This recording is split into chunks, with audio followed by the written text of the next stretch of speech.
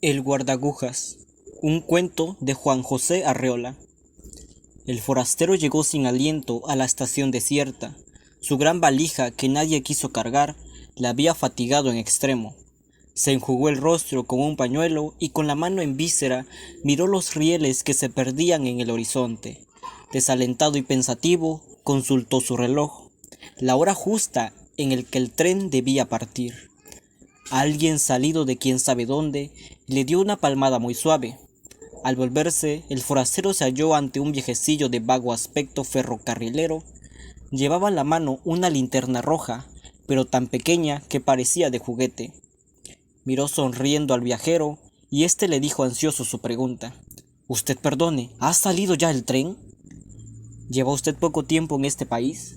Necesito salir inmediatamente. Debo hallarme en T mañana mismo». Se ve que usted ignora por completo lo que ocurre. Lo que debe hacer ahora mismo es buscar alojamiento en la fonda para viajeros. Y señaló un edificio ceniciento que más bien parecía un presidio. Pero yo no quiero alejarme, sino salir en el tren. Alquile usted un cuarto inmediatamente, si es que lo hay. En caso de que pueda conseguirlo, contrátelo por mes. Le resultará más barato y recibirá mejor atención. ¿Está usted loco? Yo debo llegar a T mañana mismo.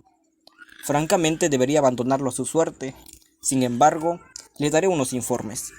Por favor, este país es famoso por sus ferrocarriles. Como usted sabe, hasta ahora no ha sido posible organizarlos debidamente, pero se han hecho ya grandes cosas en lo que se refiere a la publicación de itinerarios y a la expedición de boletos.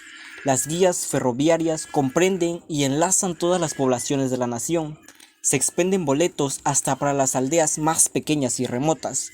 Falta solamente que los convoyes cumplan las indicaciones contenidas en las guías y que pasen efectivamente por las estaciones. Los habitantes del país así lo esperan. Mientras tanto, aceptan las irregularidades del servicio y su patriotismo les impide cualquier manifestación de desagrado. Pero, ¿hay un tren que pase por esta ciudad? Afirmarlo equivaldría a cometer una inexactitud. Como usted puede darse cuenta, los rieles existen, aunque un tanto averiados. En algunas poblaciones están sencillamente indicados en el suelo mediante dos rayas de gis. Dadas las condiciones actuales, ningún tren tiene la obligación de pasar por aquí, pero nada impide que eso pueda suceder. Yo he visto pasar muchos trenes en mi vida, y conocí a algunos viajeros que me pudieron abordarlos. Si usted espera convenientemente, tal vez yo mismo tenga el honor de ayudarla a subir a un hermoso y confortable vagón. ¿Me llevará ese tren a T? ¿Y por qué se empeña usted en que ha de ser precisamente a T? Debería darse por satisfecho si pudiera abordarlo. Una vez en el tren, su vida tomará efectivamente algún rumbo. ¿Qué importa si ese rumbo no es el de T? Es que yo tengo un boleto en regla para ir a T. Lógicamente debo ser conducido a ese lugar, ¿no es así? Cualquiera diría que usted tiene razón. En la fonda para viajeros podrá usted hablar con personas que han tomado sus precauciones, adquiriendo grandes cantidades de boletos. Por regla general, las gentes previsoras compran pasajes para todos los puntos del país. Hay quienes han gastado en boletos una verdadera fortuna. Yo creí que para ir a T me bastaba un boleto. Mírelo usted. El próximo tramo de los ferrocarriles nacionales va a ser construido con el dinero de una sola persona que acaba de gastar su inmenso capital en pasajes de ida y vuelta para un trayecto ferroviario cuyos planos, que incluyen extensos túneles y puentes, ni siquiera han sido probados por los ingenieros de la empresa. Pero el tren que pasa por T ya se encuentra en servicio. Y no solo ese, en realidad, hay muchísimos trenes en la nación y los viajeros pueden utilizarlos con relativa frecuencia, pero tomando en cuenta que no se trata de un servicio formal y definido. En otras palabras, al subir a un tren nadie espera ser conducido al sitio que desea. ¿Cómo es eso? En su afán de servir a los ciudadanos, la empresa debe recurrir a ciertas medidas desesperadas. Hace circular trenes por lugares intransitables. Esos convoyes expedicionarios emplean a veces varios años en su trayecto y la vida de los viajeros sufre algunas transformaciones importantes. Los fallecimientos no son raros en tales casos, pero la empresa, que todo lo ha previsto, añade a esos trenes un vagón capilla ardiente y un vagón cementerio. Es motivo de orgullo para los conductores depositar el cadáver de un viajero lujosamente embalsamado en los andenes de la estación que prescribe su boleto. En ocasiones, estos trenes forzados recorren trayectos en que falta uno de los rieles. Todo un lado de los vagones se estremece lamentablemente con los golpes que dan las ruedas sobre los durmientes. Los viajeros de primera es otra de las previsiones de la empresa. Se colocan del lado en que hay riel. Los de segunda padecen los golpes con resignación, pero hay otros tramos en que faltan ambos rieles. Allí los viajeros sufren por igual, hasta que el tren queda totalmente destruido. ¡Santo Dios! Mire usted, la aldea de F surgió a causa de uno de esos accidentes. El tren fue a dar en un terreno impracticable. Lijadas por la arena, las ruedas se gastaron hasta los ejes. Los viajeros pasaron tanto tiempo juntos que de las obligadas conversaciones triviales surgieron amistades estrechas. Algunas de esas amistades se transformaron pronto en idilios, y el resultado ha sido F. Una aldea progresista llena de niños traviesos que juegan con los vestigios enmohecidos del tren. Dios mío, yo no estoy hecho para tales aventuras. Necesita usted ir templando su ánimo. Tal vez llegue usted a convertirse en héroe. No crea que faltan ocasiones para que los viajeros demuestren su valor y sus capacidades de sacrificio. Recientemente, 200 pasajeros anónimos escribieron una de las páginas más gloriosas en nuestros anales ferroviarios. Sucede que en un viaje de prueba, el maquinista advirtió a tiempo una grave omisión de los constructores de la línea. En la ruta faltaba un puente que debía salvar un abismo.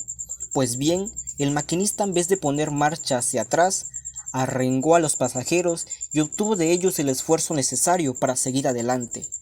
Bajo su enérgica dirección, el tren fue desarmado pieza por pieza y conducido a hombros al otro lado del abismo, que todavía reservaba la sorpresa de contener en su fondo un río caudaloso.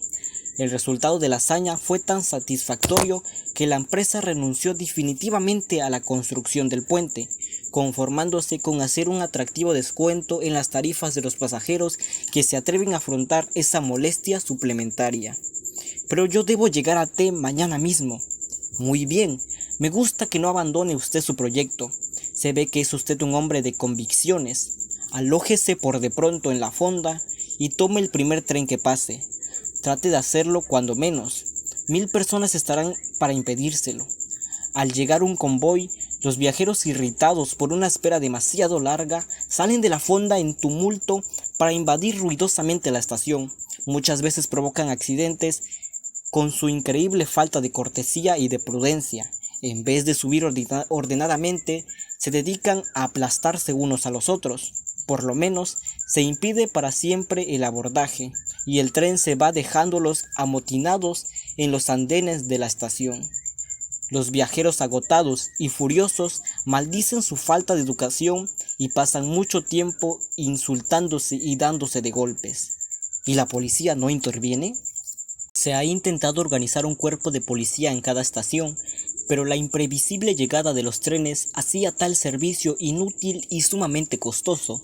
Además, los miembros de ese cuerpo demostraron muy pronto su venalidad, dedicándose a proteger la salida exclusiva de pasajeros adinerados que le daban a cambio de ese servicio todo lo que llevaban encima. Se resolvió entonces el establecimiento de un tipo especial de escuelas, donde los futuros viajeros reciben lecciones de urbanidad y un entrenamiento adecuado que los capacita para que puedan pasar su vida en los trenes.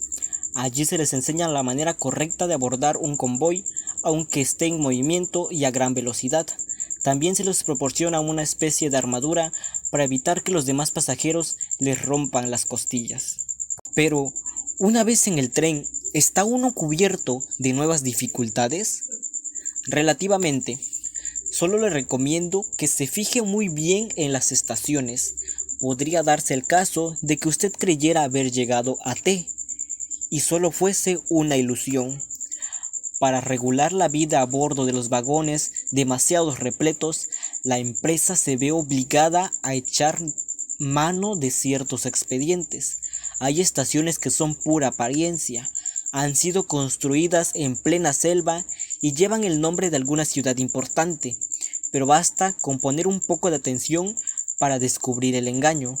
Son como las decoraciones del teatro, y las personas que figuran en ellas están rellenas de aserrín. Esos muñecos revelan fácilmente los estragos de la intemperie, pero son a veces una perfecta imagen de la realidad. Llevan en el rostro las señales de un cansancio infinito. Por fortuna, T no se halla muy lejos de aquí, pero carecemos por el momento de trenes directos. Sin embargo, no debe excluirse la posibilidad de que usted llegue mañana mismo, tal como lo desea. La organización de los ferrocarriles, aunque deficiente, no excluye la posibilidad de un viaje sin escalas. Vea usted, hay personas que ni siquiera se han dado cuenta de lo que pasa. Compran un boleto para ir a T, llega un tren, suben y al día siguiente oyen que el conductor anuncia: «Hemos llegado a T». Sin tomar precaución alguna, los viajeros descienden y se hallan efectivamente en T. ¿Podría yo hacer alguna cosa para facilitar ese resultado? Claro que puede usted. Lo que no se sabe es si le servirá de algo. Inténtelo de todas maneras. Suba usted al tren con la idea fija de que va a llegar a T. No trate a ninguno de los pasajeros. Podrían desilusionarlo con sus historias de viaje y hasta denunciarlo a las autoridades. ¿Qué está usted diciendo? En virtud del estado actual de las cosas, los trenes viajan llenos de espías. Estos espías voluntarios, en su mayor parte, dedican su vida a fomentar el espíritu constructivo de la empresa. A veces uno no sabe lo que dice y habla solo por hablar, pero ellos se dan cuenta enseguida de todos los sentidos que puede tener una frase, por sencilla que sea. Del comentario más inocente saben sacar una opinión culpable. Si usted llegara a cometer la menor imprudencia, sería aprehendido sin más. Pasaría el resto de su vida en un vagón cárcel o le obligarían a descender a una falsa estación perdida en la selva. Viaje usted lleno de fe.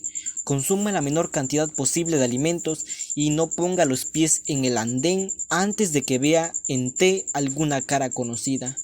Pero yo no conozco en T a ni una persona.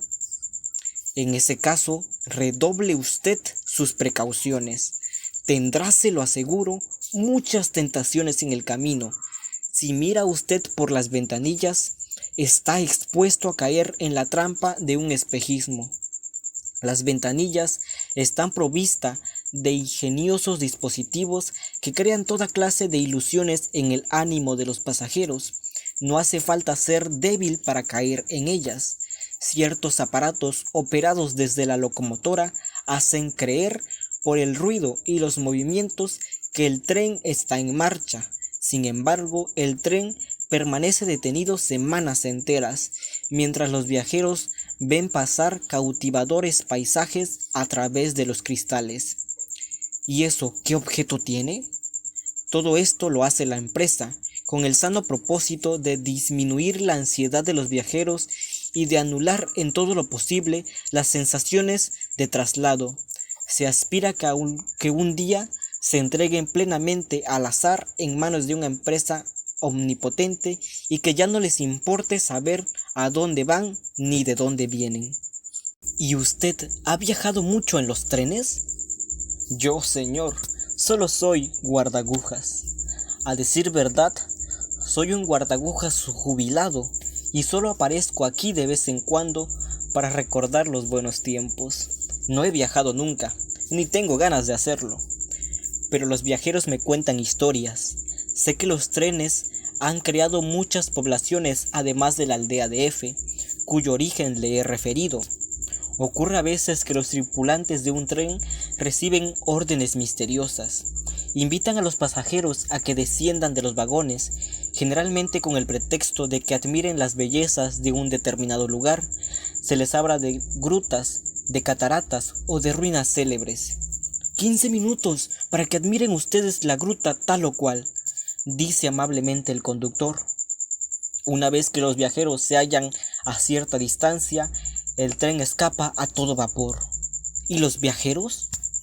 Vagan desconcertados de un sitio a otro durante algún tiempo, pero acaban por congregarse y se establecen en colonia. Estas paradas intempestivas se hacen en lugares adecuados, muy lejos de toda civilización y con riquezas naturales suficientes.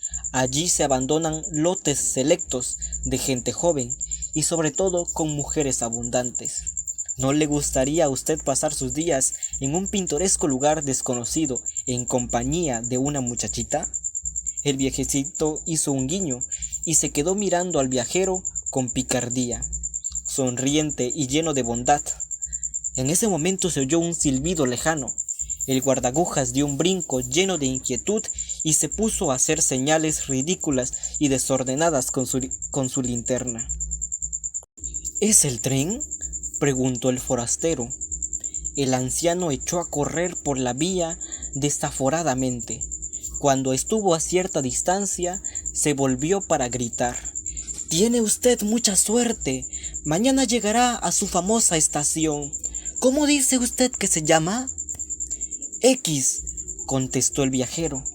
En ese momento el viejecillo se disolvió en la clara mañana, pero el punto rojo de la linterna siguió corriendo y saltando entre los rieles imprudentemente al encuentro del tren. Al fondo del paisaje, la locomotora se acercaba como un ruidoso advenimiento.